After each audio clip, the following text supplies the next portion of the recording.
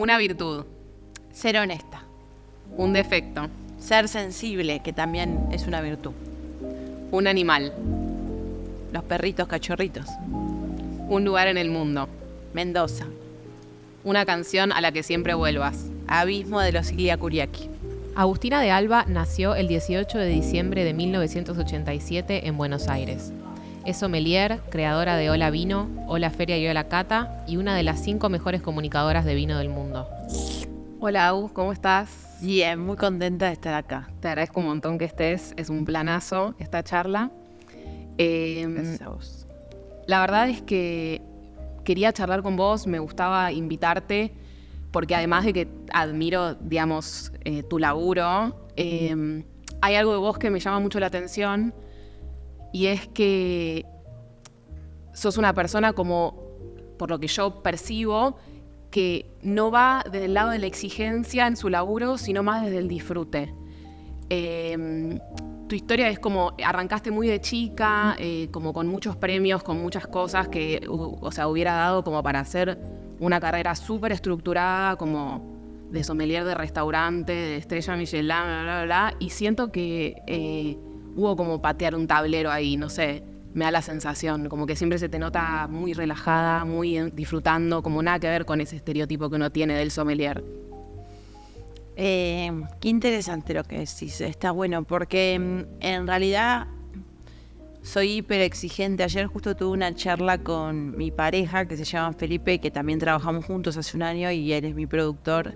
Me decía como, salimos de un evento y me decía, no puedo creer como la exigencia continua sobre el detalle. Soy como muy obsesiva del detalle, pero desde un lugar muy vinculado desde el placer y del disfrute, como que el disfrute es como lo primordial, el disfrute desde el placer por lo que hago, ¿viste? Y desde el compromiso por mi propósito en esta vida. Pero sí va acompañado de mucha exigencia. Me parece re interesante eso, no sé, para desarrollar capaz después. Pero sí, en algún punto yo me recibí de sommelier cuando tenía 19 años, en el año 2007, que era un momento donde mucho del vino no se hablaba y como que era una cápsula, el mundo del vino estaba lleno de hombres, sommeliers, y como que la figura del sommelier en esa época, ya estoy usando la palabra época, que pero como que se asociaba mucho ese momento de la sommeliería en Argentina a el Four Seasons, el Hyatt, como tipo, veías los sommeliers con el Tasteban, que es como lo que es como casi una cacerola que se usa en Francia para probar vino, que es como que cae acá, digo cacerola para que nos lo podamos imaginar. Sí.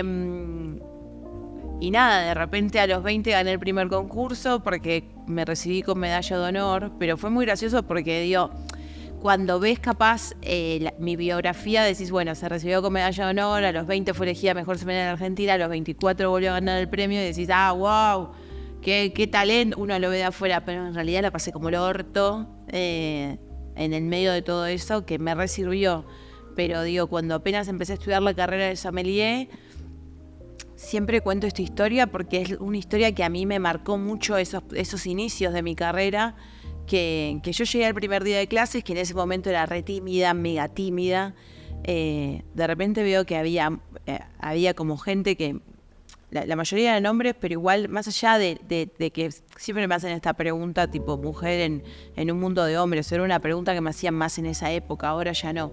Pero no era tanto por el género, sino también la edad lo que hacía mucho ruido. Era un mundo de grandes, entre comillas. Claro, entonces había gente muy grande y no tenía compañeros que habían terminado el secundario y habían empezado. Era como, hoy vas a una escuela de sommeliers y ves a gente mucho más joven, está mucho más de moda el vino, por suerte. Y en ese momento era gente como que usaba la carrera para saber elegir el vino en un restaurante, para tener una charla de conversación. En general, estoy hablando de mi percepción de ese momento. Obviamente que hay grandes sommeliers en Argentina de esa época, pero me acuerdo que cuando yo entré, era como, bueno, che, ¿qué hago acá? Me fui al fondo, me senté en la última fila.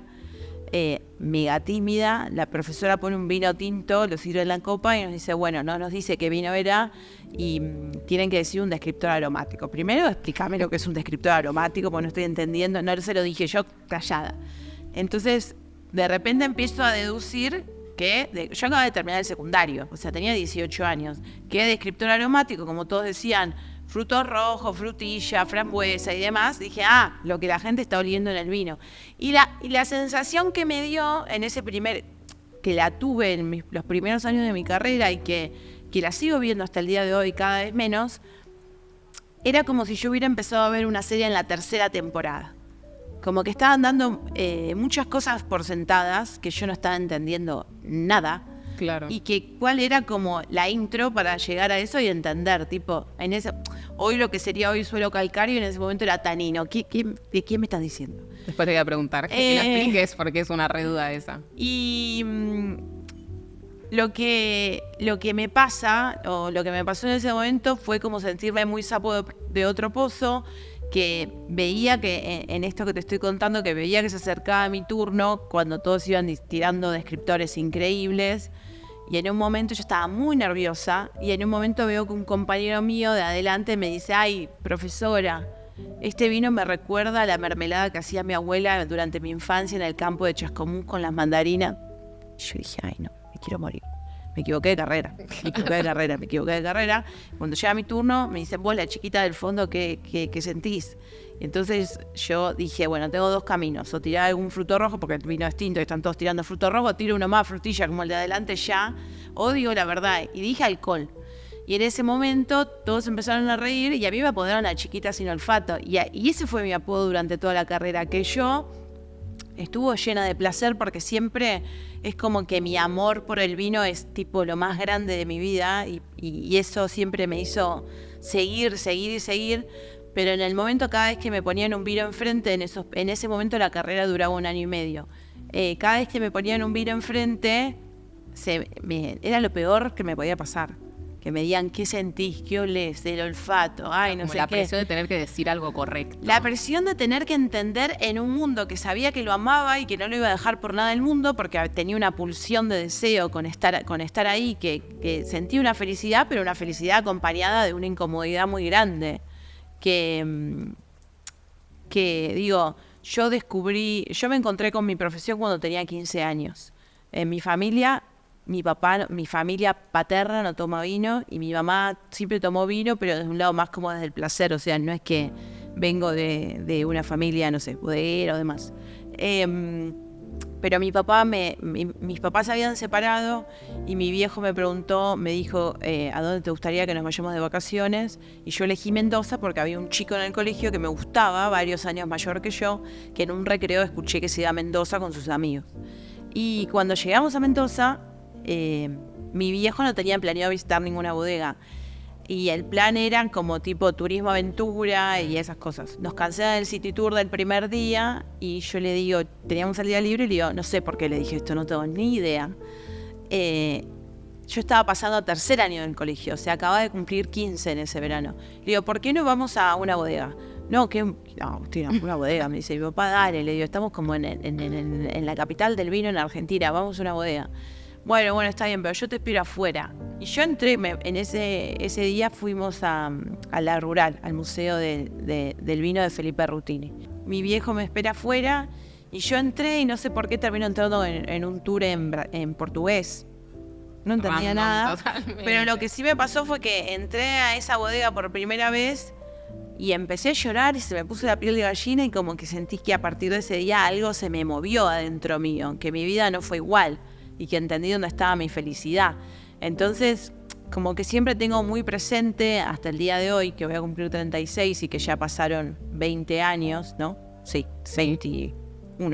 21 años de aquel momento, que tengo muy presente eso porque esa es la razón que es como que te da como, es por acá, esto es acá. Como la guía. La guía. Pero bueno, nada, un poco a lo que voy con esto es como que no respondía a lo que vos decías antes, es que sí, como que los primeros años de mi carrera fueron como muy del checklist, del sommelier perfecto. a mí siempre me gustó mucho estudiar, siempre fui muy nerd y me gusta entender el porqué, soy como una obsesionada de entender el porqué de las cosas, por qué pasa esto, por qué es esto. Siempre fui muy curiosa y eso me llevó a estudiar, pero desde ese lado me metí en el primer concurso a los 20, no esperaba ganarlo, imagínate, y lo gané.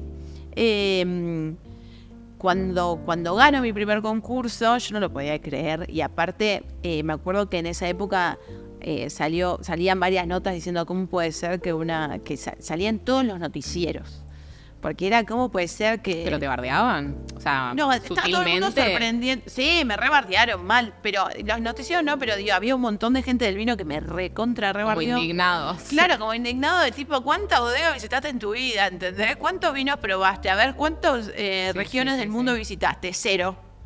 O sea, una, la del museo con mi papá, nada más. ¿Cuántos vinos probaste? 10, como mucho. Entonces sí, como que en ese momento fue una indignación. Y yo, que soy una persona extremadamente sensible, me repegó como todas esas críticas, ¿viste? Y como que las retomaba y decía, como, ¿será que no me lo merezco? Bueno, pero lo haré, como... Y ahí como que me agarró la obsesión y dije, bueno, en el próximo concurso me voy a volver a presentar para volver a ganar y para demostrar que en realidad yo sé, más allá de que no tengo la experiencia, pero sé. Y me volví a presentar y quedé segunda. Y fue como, no, tengo que demostrar que sé.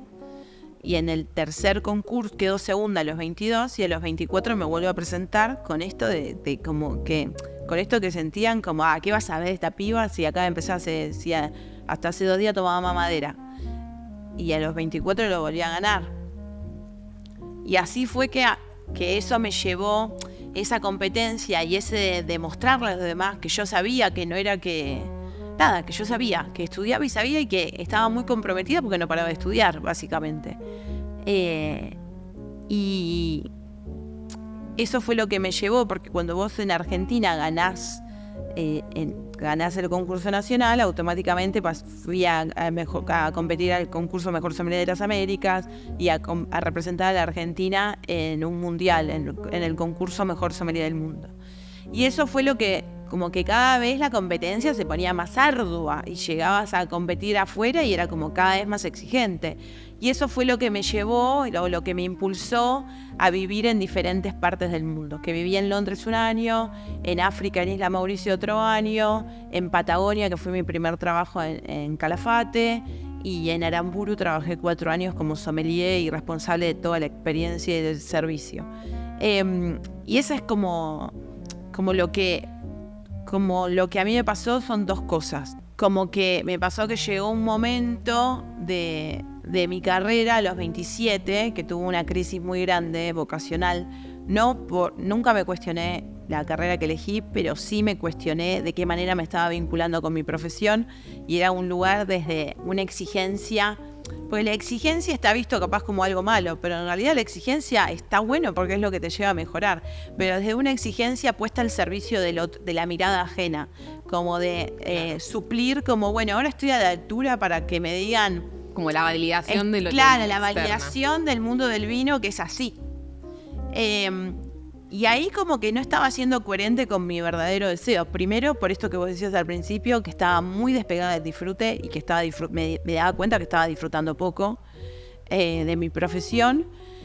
Y segundo, porque en realidad yo tenía un sueño que ya no eran más los concursos, y sino que mi sueño era acercar el vino a la gente. Y que me estaba dando cuenta que había un montón de gente que se acercaba al mundo del vino y le pasaba lo mismo que me pasó a mí cuando tenía 18 años de... Che, pará, estamos en el capítulo 3 de la serie, ¿quién me habla del 1 y 2? Y que nadie estaba hablando de ese primer capítulo introductorio donde te presentan a los personajes. Entonces dije, y busqué a ver qué pasaba fuera en el mundo, y tampoco en el mundo se estaba hablando de eso. Y ahí fue cuando terapia, llanto, todo mal, oscuridad absoluta. Sí, no me imagino. Último concurso, llego a la final y ya la puta madre, no quiero llegar a la final de este concurso, o sea, prefiero ¿de qué manera me bajo de esta vorágine? O sea, me bajo no quedando ni en el primero ni en el segundo, pues si quedabas primero o segundo puesto seguías compitiendo 3 años más. Voy al último concurso, que que en el 2014 creo que fue, no me acuerdo. Yo estaba por cumplir 27 años y bueno, llegué hasta la final. Bueno, voy a la final y me pasó algo muy loco que me decían, bueno, era como una de las pruebas que tenés que recomendar 5 vinos blancos para este menú, sin repetir variedad, país, no sé qué, como toda una cosa. Dije 5 tintos. Mirá lo que es la cabeza. ¿Pero sin querer? Sin querer, pero yo ya no quería estar, ya era como una incoherencia con mi ser. Entonces me bajo, estaban toda mi familia, estaban mis amigos, todo, porque esto fue en un hotel abierto y había como 500 personas. Y me mira mi papá y me dice, Agustina, dijiste todo al revés, o sea, ¿qué te pasó? Me fui llorando al baño del hotel, no me acuerdo qué hotel era, pero uno de esos hoteles así top. Y me acuerdo que mi viejo se mete en el baño de mujeres en ese momento y me dice, ¿qué te pasa? Y le dije, lo único que quiero es quedar tercer puesto. O sea, que no me digan ni primera ni segunda porque me bajo. Claro. Me subo al escenario y bueno, el tercer puesto va para Agustina de Alba y yo lloraba y la gente decía, pobre, llora porque quedó tercera. No, lloro porque esto se terminó. Claro. Se terminó para mí. Es que igual es muy loco porque en un momento que estabas contando decías que el primer concurso, como, ni lo esperaba, como algo relajado. Siento que un poco como llegaste a ese fondo para poder volver a esa sensación por ahí más como inocente, como de explorar, ¿entendés? Como no de estar todo el tiempo en la mansadora, de tener que estar demostrándole a los demás y como esto de la validación, de decir yo sé, a pesar, en ese momento calculo, ahora como vos decías antes no tanto, pero en ese momento el ser mujer y joven, como el doble de miradas, entonces es como que por ahí a veces hace falta también llegar al lugar más oscuro y más bajo para poder decir como, listo, paso página y empiezo otro proyecto. Es la única manera para mí, o sea, para la transformación siento que siempre tiene que haber una crisis y la crisis se da cuando decís, ay, ¿qué onda esto? No puedo más. No, yo no podía más. La pasé extremadamente mal. O sea, ese concurso lloré como 7 días seguidos porque era como, che, ¿ahora qué voy a hacer? O sea, sabía lo que no quería, y sabía que quería acercar el vino a la gente, pero ¿cómo empiezo? ¿Cómo? Y es algo muy loco porque todos esos años que capaz no fueron de tanto disfrute, esto que traías vos que me parece re interesante, son mi formación sólida, son como mis bases, ¿viste? Y que las uso todo el tiempo. Claro. Porque hoy en día soy productora, porque digo, hoy en día con los eventos y con mis formatos, con todo un equipo, pero digo, autogestiono mis propios eventos y entiendo o sea, no podría haber empezado mi carrera desde hoy, acercando el vino a la gente, no. O sea, empecé en servicio, fui bachera, mi primer trabajo fue en un boliche en San Rafael, en Mendoza, cuando tenía 17 y consistía en llegar a las 7 de la mañana y juntar las colillas de cigarrillos de la arena y tirarlas y lavar los vasos descartables que tiraban en la basura. Abría la basura y así empecé a trabajar. Digo, todo eso que hice, capaz ahora está mal visto y no sé. Pero digo, yo siempre fui como, mis comienzos era tan chica que me digo que entraba a los trabajos y era medio multiuso. Era runner, camarera, faltaba el sommelier, cubría el puesto, iba a la bacha y no sé qué, cocina y no sé qué, y me metía porque siempre me gustó aprender y amo la gastronomía. Entonces, como digo, toda esa calle que me dieron esos primeros años me llevan a donde estoy hoy. Digo esto porque también siento que hoy en día acercar el vino está muy de moda. Y veo que hay mucha gente que empieza desde ahí, que está bueno, pero como todos esos años de tanta profundidad técnica y en algún punto de estar incómodo está bueno a veces. Entonces siento que hoy en día cada vez todos buscamos más la comodidad. Y esa incomodidad me llevó a aprender un montón de cosas. Y Hola Vino, que nace en esa crisis de los 27... como mi primer proyecto para acercar el vino a la gente, es el resultado de todos estos años de conocimiento, de todos esos concursos y de decir como, bueno, ahora de qué manera puedo acercar, no me gusta la palabra simplificar, pero de qué manera puedo acercar y volver más claro estos conceptos, pero no empezando, no sé si se entiende. Sí, entiendo. Como una cosa, como ir a lo simple, directo y decir tinto a la heladera, lo puede decir cualquiera. O sea, agarro Hola Vino, lo leo, cuáles son los 10 tips, vamos todos tinto a la heladera, el vino se abre así. digo que para mí lo más interesante de llegar acá es todo esto que pasé, que capaz fueron años muy incómodos para mí. Claro. Pero que agradezco, cada cosa la agradezco porque siento que la incomodidad es lo que te hace moverte en la vida. Y vos en un momento decías como que eras súper, súper tímida. Entiendo que obviamente toda esta cuestión de estos años, todo lo que pasaste, te fue curtiendo un poco, o sea, inevitablemente, ¿no? Pero hoy, o sea, no sos un poco menos tímida, o sea, hoy sos como súper histriónica, estás en redes, hablas en la radio, haces tus shows, o sea, como que tenés un vínculo súper cercano con tu audiencia también. O sea, ¿cómo lograste construir eso? ¿Cómo lograste pasar de ser como alguien por ahí más tranqui o más tímida en tu laburo personal hasta llegar a ser alguien con la fuerza que tenés, ¿no? Como con la impronta que tenés vos. Gracias. No, me pasa que la seguridad del conocimiento. Porque en realidad la timidez era la inseguridad. No sé si era que era tímida, era como... Sí, era tímida en cuanto o insegura, no sé, como vinculado a tipo, che, si hablo acá me linchean, ¿entendés? Como, ay, no sé nada, mejor me callo. Pero bueno, viste que hay gente que es más desenvuelta, sí, y que hay gente que no sabe y... No sé, yo me acuerdo que una vez hice un viaje a Mendoza con un equipo, con uno de mis primeros equipos, y hoy en día uno de ellos es amigo mío, y decía como, llegamos a la primera, no, este vino huele a tal, y no paraba de decir cosas, y él sabía que no sabía, y no paraba de decir cosas. Yo nunca fui esa, que es como que para hablar, claro, de algo necesito como saber, estudiar, entender por qué, para qué, no sé qué, y ahí recién lo digo. No soy como de, bueno, lo digo y... No tengo esa soltura. Sobre todo con mi profesión. Digo, si nos ponemos a hablar de otra cosa, bueno, no sé, no me importa. Pero con mi profesión me pongo como muy exigente en eso. Bueno, pero igual, o sea... No se nota tanto por ahí, como es lo que te decía al principio, como que será una exigencia por ahí interna, pero no se transmite que estés como súper como guionada o pendiente de cada cosa que decís, porque tú se ve tan natural. No, guionada no estoy ni en pedo, pero ¿por qué no? Igual hay cosas, mis charlas las hago guiones y me los cronometro y tienen que durar, no sé, ahora estamos armando un Conex a fin de año y tienen que durar 1h15 y dura 1h15, 00. ¿Entendés? Y me dejo 20 minutos para lo que pueda pasar en el medio de la espontaneidad del momento y de estar ahí con la gente. Pero sí, como que lo que hago mucho es como, bueno, no sé, lo hago bastante más de lo que me gustaría. Voy a grabar, no sé, una historia, una charla desde ya, una cata, pero digo, todo tiene que tener un para qué. A ver, ¿para qué? ¿Qué quiero contar acá? ¿Entendés? ¿Qué quiero decir con esto? ¿A qué voy? ¿Cuál es el objetivo? Porque eso es lo que a mí me ordena tener claridad en el mensaje, y cuando soy clara, la gente responde en consecuencia.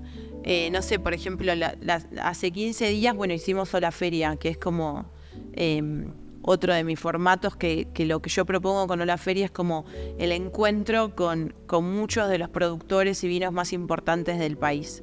Y lo que buscaba es como generar un espacio donde vos puedas conocer a los productores en persona y donde la mayoría son productores que ya no van más a ferias. Entonces, y la posibilidad de probar vinos que capaz son difíciles de conseguir o difíciles de pagar, y decir, bueno, en un solo lugar tengo como lo mejor del vino argentino y acercar también eso. En Hola Feria ya es un siguiente paso, pero capaz hay alguien que vino a la feria que nunca vino a Hola Vino. Pero en mi lógica es como... yo lo que propongo es como un camino de aprendizaje. Entonces, bueno, en este camino, una vez que tengo las herramientas, que entiendo que la copa es importante a la hora de disfrutar de un vino, que la temperatura es importante, que existen variedades blancas, variedades tintas, o sea, que entiendo lo básico, cuál es el siguiente paso, hablar de los vinos, de la identidad, de los lugares, de las personas y de los vinos que son el resultado, ¿no? Como del encuentro uno a uno con los productores y los lugares más importantes de Argentina. Entonces, toda la feria, cada detalle de la feria, fue pensado para que ese propósito quede bien claro y que desde que te entrego cuando llegás a la feria te entregamos una carta gigante con toda la lista de vinos y productores que vas a poder conocer, porque en mis años como sommelier me daba cuenta que en las ferias vos vas, probás un montón de cosas. Me pasa siempre, y no me llegás olvido. a anotar Sí, y te total. olvidás, o alguien te dijo, anotaste el vino, pero la añada no sabés ni qué añada era. Total. Y que te genera ansiedad porque sabés que hay más vinos de lo que vos podés probar. Entonces, respondiendo a ese propósito, dije, bueno, van a ser solo 16 productores, van a ser solo 60 vinos, que ya igual son bastantes. Yo te vamos a entregar este póster gigante, cosa de que ya te doy eso resuelto para que vos no te pongas ansioso, porque yo siempre entiendo como al consumidor, porque yo también soy el consumidor, al consumidor, a la gente. Y como que todo fue como nada, como puedo seguir hablando un montón, pero la coherencia, ¿entendés? Como que para mí, no desde el guionar, pero entender que cada cosa que hago tiene un porqué, un para qué, y que todo lo chiquito que te lleve esa experiencia tiene que ser coherente a ese deseo mayor. Y eso, en esto que vos me decías que hablábamos de la exigencia y del guionar las cosas, y eso cuando uno es coherente y honesto se nota, porque la gente lo primero que te dice es: che, gracias por esto, salió increíble, este nivel de detalle. O sea, la gente lo ve, uno lo ve. Absolutamente, ni hablar. Y bueno, hablando ahora y yendo de lleno al vino. A mí el vino me encanta, mis viejos siempre tomaron vino toda la vida, o sea, pero tampoco así con un nivel de formación súper alto, pero sí como muy curiosos, de elegir por ahí en el supermercado alguna botella que no conocían. Entonces es algo que yo mamé, digamos, en mi casa, y hoy es como creo que la única bebida que consumo alcohólica, ¿no?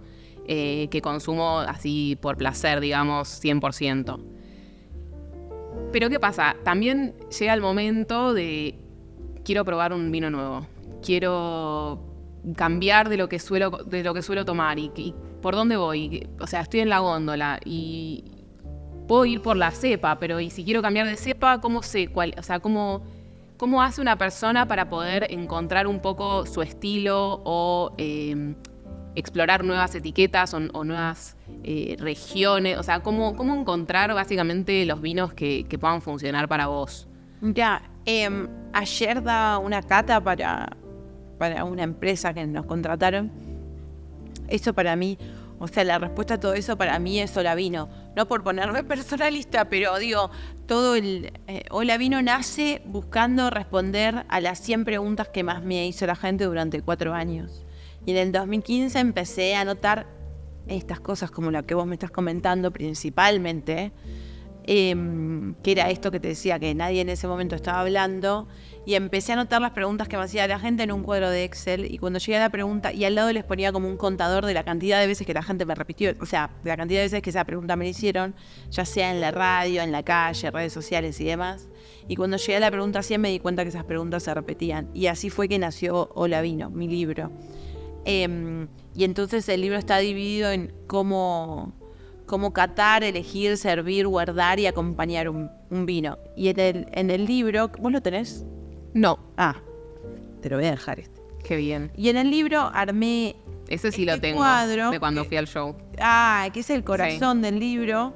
Y ayer cuando daba una charla, porque fueron muchos años de hacer solo la vino, y en los últimos años armé Hola Feria y Hola Cata, ¿viste? Entonces como que Hola Vino hoy no tiene, o sea, no es que hago 100% Hola Vino, hago otras cosas, pero es muy loco porque cuando lo diseñé, cuando lo creé, lo pensé como algo, no me sale esta palabra, como algo de que sea duradero en el tiempo, que no tenga fecha de vencimiento, ¿viste? Sí. Y ayer me pasó en esta charla que di, que una persona empezó, en una cata que di para un banco, y una persona me dice, a mí no me gusta el vino. Bueno, les di a probar un par de vinos. Me dice, ay, yo pensé que no me gustaba, pero me di cuenta que me gustó el primero y el segundo, me dice él. Pero los últimos no, porque los sentí fuertes. ¿Eso quiere decir que encontré el tipo de vino que a mí me gusta? Entonces le mostré este cuadro y le digo, bueno, si a vos te gustó el primero y el segundo, quiere decir que vos tenés que ir a la parte superior del cuadro y que los de abajo todavía no vayas porque hay más intensidad. Entonces digo, yo siento que no sé cómo responderlo porque siento que no suena lindo, pero como de cómo empezar a entender que O sea, como que esa pregunta, que es muy difícil de responder, Sí, ya lo sé. fue como que todo el desarrollo del libro fue pensado para que, el objetivo del libro fue pensado para responder esa pregunta, de formas más concretas y simples como, anda al cuadro, subí para arriba, anda para abajo, los de abajo son más intensos, los de arriba son más ligeros. Pero, digo, si uno no lee el libro, no está leyendo el libro, no tiene ganas de leerlo o lo que sea, me parece que la mejor manera de aprender es primero detenerte cuando vas a comprar un vino, cuando vas a elegir un vino, que no sea un acto automático tipo, bueno, fui al supermercado y agarré el paquete de azúcar, paquete de yerba y agarré el vino, sino como detenerte. Segundo, está bueno buscar lugares especializados. En las vinotecas por lo general siempre hay alguien que te puede guiar. Y también más allá de la palabra autorizada del otro, si uno se detiene a leer las etiquetas, que por lo general es algo que uno no hace mucho, creo que no se hace mucho, leo la etiqueta, veo la variedad, leo la contraetiqueta. En la etiqueta siempre hay información que está buena, hay que saber decodificarla, ¿no? Y después, por otro lado, una regla que yo siempre digo es no repitas. Como no vaya siempre a lo mismo, probá distintas cosas. Pero cuando yo empecé a escribir Hola Vino, en ese momento, en el 2015, que el mundo cambió mucho, sobre todo el del vino después de la pandemia, la gente elegía yo me acuerdo que la gente elegía el vino por si tenía madera o no tenía madera, si decía reserva o no tenía reserva, y ahora hay ahora a esa ola se le sumó una nueva ola de la que quiero hablar, de que se elige el vino por la etiqueta, de tipo la linda, la cool, la canchera, la escrita a mano, la que tiene el crayón o no sé qué. No son ninguna de las dos para mí, porque digo, nada y también entiendo que como el mundo del vino es bastante complejo, es como que uno busca, bueno, ¿de qué manera lo simplifico? Bueno, tiene etiqueta linda, el vino va a ser lindo, ponele. No sé, digo, ¿qué pensará la gente? Dice reserva, tiene madera, va a ser bueno. En realidad puede tener madera y puede estar bueno como no. Puede ser un vino natural y puede estar bueno como no. Puede tener una etiqueta cool y puede estar bueno como no. Entonces no hay nada mejor que detenerte y observar y prestar atención si tenés ganas de meterte en este camino que es el del vino, que es medio como... Yo siempre no me gusta la palabra tipo, a veces cuando me dicen hola vino, la guía para simplificar. No busco simplificar porque es imposible, es como no. Es demasiado maravilloso el mundo del vino para pretender simplificarlo. Sí busco acercarlo y lo que busco con Hola Vino es que sea ese primer paso para tener herramientas como para que uno pueda... romper la barrera también. Claro, romper esa barrera y tener herramientas para tomar conciencia a la hora de elegir un vino, principalmente, de disfrutar de un vino y que uno empezara a desarrollar como una lógica interna que se desarrolla prestando la atención, dedicándole tiempo y conciencia. Como todo, cuando te focalizas, te detenés en algo, la experiencia cambia. ¿Y qué vino trajiste hoy para compartir? Es un vino de Germán Macera del proyecto Escala Humana. ¿Lo conocés, Germán? Sí, me gustó en una feria probé el de Oír ese río. ¿Puede ser que es de él? Sí. Me encantó. Creo que él lo hace con alguien. Con Marcial. Este es el proyecto del personal con su familia. Es una línea que se llama Liberá, cosecha 2022. Es una malvasía. Y él lo que busca con esta línea con esta línea no me gusta, pero con esta etiqueta, con los Liberá, con esta parte del proyecto, es revalorizar y poner en valor variedades olvidadas y viñedos olvidados del Zampal, de Tupungato, de Mendoza. Es un vino naranjo y me encanta. Y lo traje para hoy. Qué bien, nunca lo probé este.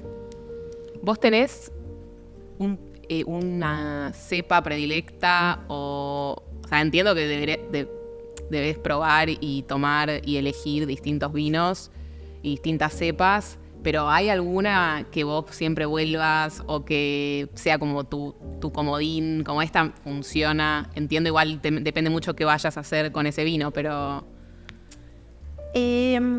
No sé si es una cepa. en Argentina todo lo que tiene que ver con el mundo de las criollas, o sea, es un estilo que son vinos más fluidos, más frescos, es como un estilo que me gusta más, porque a veces hay Malbec que son fluidos y Malbec que tienen más intensidad. Pero en general sí, en Argentina y en el mundo tienen que ver con vinos con una pureza, con una transparencia y con una fluidez, ¿viste? Como los vinos con mucha intensidad, con mucha madera, como que me cansan. Vinos donde te podés terminar la botella fácilmente. O sea, no porque te la tomás toda, pero digo, me refiero a... Sí.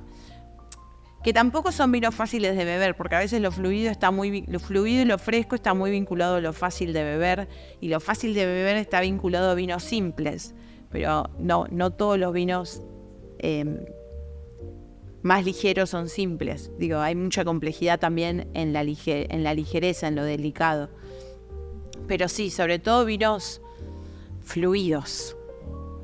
¿Y cuál es hay un perfil que tenga Argentina respecto de otros países productores de vino como característico, o es muy diverso en términos de vino, pero puede ser de suelos, de regiones? Es bastante diverso, y eso es lo más rico, ¿viste? De Argentina, y cada vez la diversidad es mayor.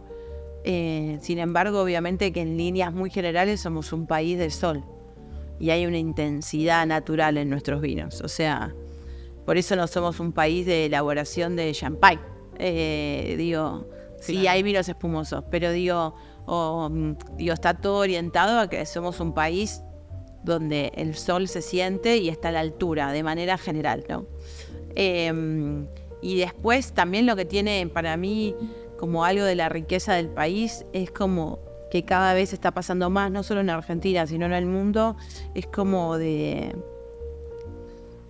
sé bien cómo explicarlo, pero como algo de nuestra identidad. Tenemos una identidad, por ejemplo, las uvas criollas tienen una historia muy rica en Argentina. Llegaron hace 500 años de la mano de la Iglesia Católica, vienen de España, y nosotros tenemos fue una variedad súper bastardeada que se usó principalmente para vinos de mesa, para damajuana, y que quedaron no muchas hectáreas porque fueron replantadas por otras varietales que se vendían más, que eran más marketineros.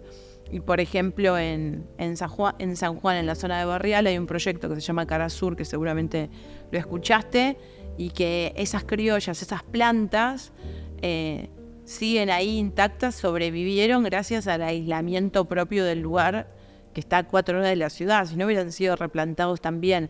Entonces, esto que te decía de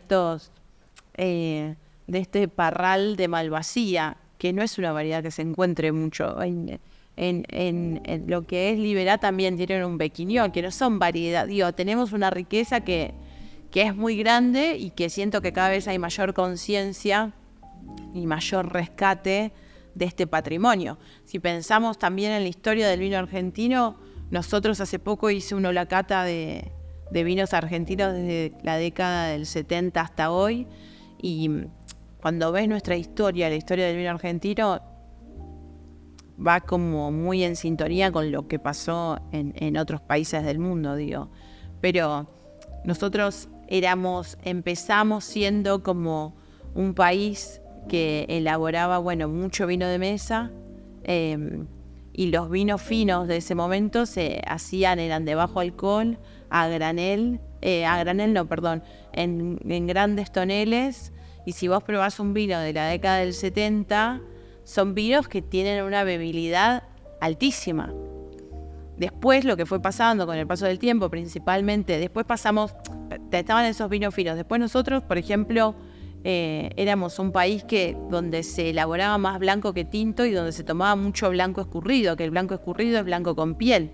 Nos hablaba de vinos naranjos en ese momento. Mira. Y después de ahí, es muy loco porque en esta cata que hice probaba vinos del 70 que tenían una vivacidad, con las formas que se elaboraban en ese entonces, quizás más rústicas, tenían una vivacidad, una fluidez y una vida en la boca que después probabas varios de finales de los 90, cuando ya llega como de las inversiones extranjeras, de las barricas nuevas, del roble francés, de las variedades francesas y demás, que vos probás esos vinos hoy y el del 70 muchas veces está mucho más vivo que el de fines de los 90. Lo que te iba a decir es, me parece muy zarpado que se pueda percibir, o sea, como obviamente hay vinos que son de guarda y se puede tomar vinos de otra época, se puede percibir como todo ese camino que fue haciendo la industria en Argentina a lo largo del tiempo. O sea, y la diferencia, me imagino, que se debe haber percibido en esa cata entre esto que vos decías, los vinos de los 70, pero también los vinos actuales. O sea, no sé no sé cuán extensa fue en términos de tiempo. Fue hasta hoy. Pero hoy el mapa es como muy amplio, supongo, me parece, en relación a ese momento. Yo algo que observé en esa cata y en lo que fui estudiando por esa cata, que era lo que iba recién, es que en algún punto nosotros empezamos a hacer vino a nuestra manera y eran los vinos que estaban y en ese momento el vino, no sé, había publicidades en la tele de vino con escarpina, era como otra movida del vino. Después empezamos a hacer vino, en los 90 empezamos a hacer vino, bueno, de qué manera podemos, ya pensando en el mundo, en el afuera, en que nuestros vinos tengan puntos, claro, en poner a Argentina en el mapa mundial. Ahí es cuando nace el Malbec. En el 94 me parece que ahí fue cuando nace el primer vino que se le pone Malbec en la etiqueta, y empezando a mirar mucho lo que pasaba afuera, y ahí era, bueno, este vino tiene Cabernet Sauvignon, tiene Malbec, la madera, y se empezó a hacer como más como a seguir una receta. Y después siento que hoy en día, y en los últimos 10 años del vino argentino, fue como tipo, bueno, pará, hicimos todo esto, aprendimos, y ahora ya estamos en el mapa del vino de calidad a nivel mundial. Tenemos toda, como que se fragmentó lo que era nuestra historia, nuestro patrimonio, por, bueno, un poco lo que me pasó a mí también, como por mirar el afuera, bueno, a ver qué están haciendo los demás. Viene tal de tal bodega de Francia, o viene tal de California, y me dice que el vino tengo que ponerlo 14 meses en barrica de roble francés, no sé qué, y después sacarlo y volver a ponerlo porque este vino tiene 200% de madera nueva y demás. Para después, que es el momento en el que estamos hoy, que me parece el más interesante, para después decir, bueno, pará, como, ¿y cuál es nuestra identidad? Claro. ¿Y cuáles son nuestros lugares? ¿Y qué buscamos expresar? Pero no lugar, en ese momento se hablaba de Mendoza, en los 70. Ahora es cada vez más fina esa búsqueda del lugar. Y en esa búsqueda del lugar está la identidad, que es lo que hace que cada vino sea único y repetible. Por eso hay mucha diversidad, no solo de variedades, hay diversidad de lugares, porque en Argentina también hay diversidad de paisajes, de culturas. No es lo mismo viajar a Purmamarca que irte a Hualtallarí, ni que ir a Mainque, en Río Negro. Entonces se empezó a pensar el vino desde otro lugar, con personas, que las personas son las responsables de transformar los lugares y son parte fundamental del terroir, con personas que viajaron por el mundo, que se capacitaron y que empezaron a entender que esto de rescatar nuestra identidad, la de cada proyecto, ¿no?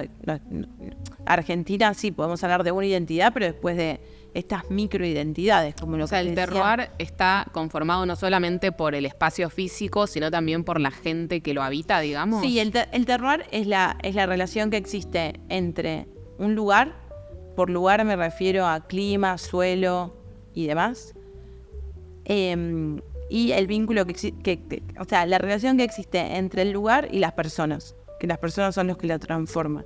Entonces, si uno habla de terroir, muchas veces la definición es la relación que existe entre el clima, el suelo y la mirada e interpretación del hombre, dicen los libros. Entonces yo lo transformé y digo, para mí es la relación que existe entre el lugar, que está el clima y el suelo, y la mirada e interpretación de las personas que son quienes interpretan esos lugares. Después, si nos ponemos más finos, la añada también es parte del terroir, porque un año claro, no va a ser igual, va cambiando que otro, y este vino este año no va a ser igual al del año próximo. Pero en líneas generales es eso. ¿Qué es lo que te da esa combinación? La identidad. Y la identidad es lo que te hace único. El otro día fui a Perros de la Calle y me decían, pero todos los vinos tienen identidad, y la verdad que no. no tienen identidad todos los vinos, no tienen una identidad única y no todos los vinos tienen el mismo propósito. Y no todos los vinos buscan ser vinos de terroir. Y al fin y al cabo, ¿qué es un vino de terroir? Que es el gran momento del vino argentino donde estamos hoy, es vinos que al beberlos te transporten al lugar de donde vienen. Que te hablen. ¿Con este vino te pasa eso? Sí, obvio. Porque vos dijiste como de que es de una región muy particular. San Pal se llama, dijiste, ¿verdad? San Pal. Sí, porque también... Por eso, o sea, vos recién me dijiste, con este vino te pasa y con este vino me pasa, pero con el productor me pasa. O sea que también hay una relación súper estrecha entre terroir, enólogo, productor, como... Y es que en realidad es todo como... a la vez. El productor es el que decide, encuentra el viñedo o lo planta o dice, es por acá, cuando lo vendí o no, este malvasía va a ser para naranjo, podría ser blanco. Los vinos ahora de mínima intervención. La uva por sí sola, no, sí puedo hablar del lugar, pero el vino como se tiene que hacer gracias a la mano de las personas. Por eso digo que son las personas quienes transforman los lugares y lo que hablaba de Hola Feria, que una feria de productores que reflejan los lugares más importantes del país y que el vino es el resultado de todo ese trabajo. O sea, sí podemos hablar de vinos, pero en realidad uno habla más de productores, porque es la mirada del productor lo que se refleja. Y en los vinos naturales, estos de baja intervención, ¿el productor tiene un rol importante también o no tanto? Mega importante. Porque cuanto menos intervenís, más atento a todo tenés. O sea, la menor intervención en el vino es la mayor intervención a nivel conciencia de todo. O sea, intervenir un montón en el vino es como mucho más fácil, tipo, bueno, dale, va. Es como, si lo pensás en algo más industrial. Claro, como llenarlo de cosas, como Claro, que al final no hay una receta que se replica para suplir una necesidad, una demanda, abastecer la cantidad de litros que se tienen que producir. En el caso de proyectos así, que son proyectos que son, no sé cómo explicarlo, pero que son las personas, donde las cantidades son mucho más mínimas y donde cada vino habla de un lugar, son otras concepciones. Por eso está bueno también esto que... Por eso yo digo proyectos, que hay algunos que son bodegas, claro, obviamente, pero hay otros que no tienen sus bodegas todavía. Hay otros que van a tener sus bodegas y hay otros que son proyectos. El proyecto para mí engloba. Si yo te digo bodega, ya te estoy hablando como de un tamaño. Claro, como una estructura diferente. Claro, digamos. Que muchas son bodegas. Sí, pero siento que también dentro de bodegas hay proyectos que no responden por ahí al estilo o lo que es o el preconcepto de la bodega. O por ahí sí, pero tiene como otra visión o la visión de alguien particularmente de esa bodega. No sé, se me ocurre Zucardi, siento que tiene un montón de líneas, pero hay líneas por ahí más que tienen otro punto de vista o están encaradas de otra forma. Bueno, Zucardi es uno de los pocos casos en el país que es una bodega mainstream y a la vez una bodega de culto. Y que Sebastián fue una de las primeras personas en hablar del terroir y de cómo el lugar influye en la expresión de Malbec y que Malbec, el varietal no es un commodity, no, Malbec Mendoza, el Malbec es así. Y fue uno de los pioneros en estudiar, es como una persona que estudia, investiga y que también todo lo que hace es con muchísima conciencia y tiene un equipo gigante detrás, pero él es como el capitán.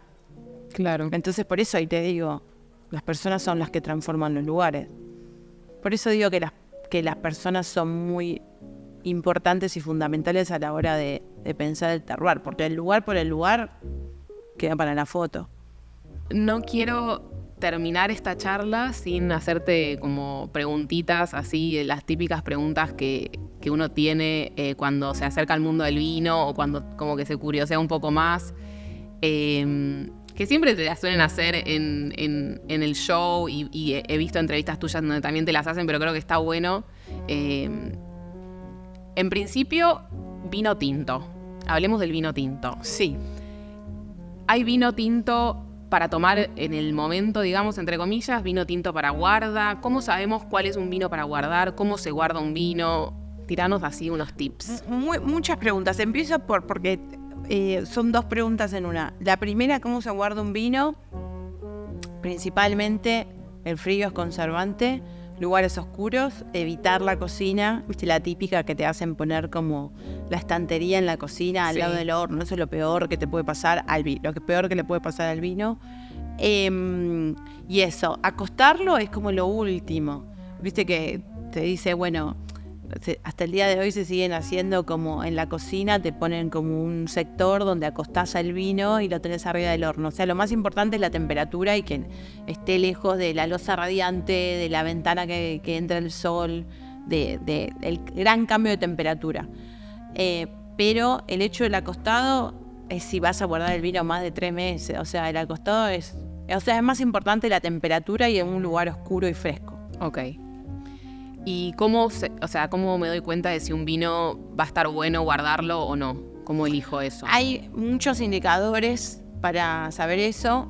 Hay vinos siempre que te sorprenden. Esto que te decía, en la cata tomé un vino del 70 que en ese momento no era era un vino fino, pero no era un gran vino y llegó y estaba llegó a este año y estaba maravilloso el vino, ¿no? Pero en líneas generales, si hay taparrosca en Argentina, la taparrosca se usa principalmente, digo en Argentina porque en Australia hay vinos de guarda con taparrosca y en Nueva Zelanda también. Bueno, vos viviste. Sí, no. La taparrosca siempre es un indicador de que fueron vinos para consumirse jóvenes. Entonces siempre le digo a la gente, si ves la taparrosca, busca la añada, el año que sea más cercano hoy. No compres taparrosca 2015, comprá taparrosca 2022. Después, el corcho natural, por lo general, cuando se ve, cuando agarras la botella, es un indicador de que va a ser un vino de guarda o de que fue pensado para guardarse. El precio es otro indicador. O sea, los vinos económicos, los vinos más baratos, por lo general, la vida es como más corta. Y los vinos más caros, ahí encontrás los vinos más de guarda. Líneas generales. Seguro. Estamos hablando de eso a nivel general. Después, otra herramienta es que, situación, me paro frente a la góndola, cómo empiezo sin ningún tipo de conocimiento. Otro consejo que está bueno es que los vinos de guarda salen a la venta después en aproximadamente 3 años desde su punto de cosecha. Okay. Entonces, si vos estás comprando un vino hoy y es 2022 y ya está a la venta, ya sabés que ese vino no... O sea, hay una guarda a futuro en la botella cuando por lo general hay una guarda previa en la bodega, ya sea en barrica, en hormigón, en ánfora y después en botella. Si no está esa guarda, es raro que el vino tenga un gran potencial de guarda.